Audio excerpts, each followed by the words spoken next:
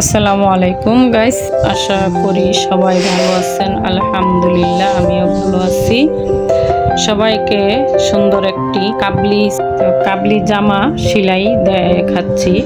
এটা খুবই সুন্দর লাগে, আমার মেয়ের জন্য বানাইছি।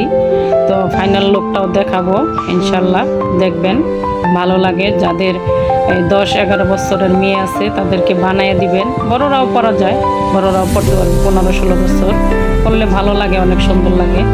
তো খুব সুন্দর করে বানাইছি, খুবই ভালো লাগতেছিল আমার মেয়েরে। মাশাআল্লাহ, সবাই দোয়া করবেন। আপনারাও আপনাদের এরকম মেয়ে থাকলে বানাই দিবেন এরকম করে ড্রেস, খুব সুন্দর লাগবে। হাতাটা দিছি খুব সুন্দর, সবকিছু সব মিলিয়ে ঝিলিয়ে জামাটা আমার মেয়েকে পরাইছি যখন, তখন খুবই ভালো লাগছে। তা আপনারাও আপনাদের মেয়েকে এরকম বানায়া দিবেন, অবশ্যই ভালো লাগবে। তো আরেকটা সুখবর দিই আপনাদেরকে। আমার হাজব্যান্ড হলো বাহিরে থাকে, দুবাই থাকে।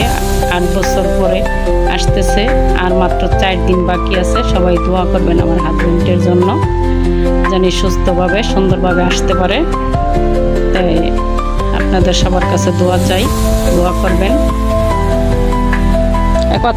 তো আপনারা অনেকেই হয়তো প্রশ্ন করতে পারেন যে এত বছর পর আসতেছে। হ্যাঁ, মানুষের তো সমস্যা থাকেই। আমার হাজব্যান্ড গেছে 8 বছর, 8 বছরের মধ্যে করোনার সময় তার 2বার করোনা হয়েছিল। তারপর আল্লাহ পাক, যাই হোক, আল্লাহ পাক রেখে গেছে, এটাই আলহামদুলিল্লাহ। আল্লাহ পাক তাকে সুস্থ রাখছে। 2বারই এই করোনা হয়েছিল, 2বারই আল্লাহ পাক তারে সুস্থ বানাইছে।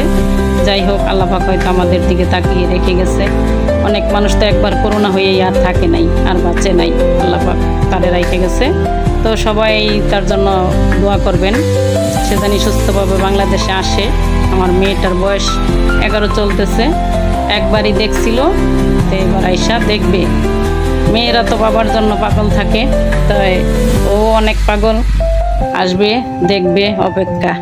আর 4 দিন বাকি আছে। তো আমি হইলাম সংসারের বড় ছেলের বউ।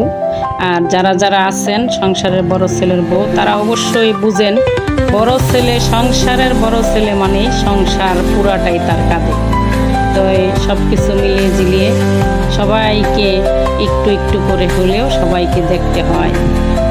আমার হাজব্যান্ড হলো বড় ছেলে সংসারের। সংসারের বড় ছেলেরা প্রবাসীর বউ আছেন, তারা অবশ্যই আমাকে কমেন্ট করে যাবেন। সেই আপুরা, প্রবাসী আপুদের আমি খুবই খুবই ভালোবাসি। কারণ এই যে ধৈর্য যে কি জিনিস, সেটা তারাই ভালো বুঝে। যারা ধৈর্য ধরছে তারাই একমাত্র বুঝে।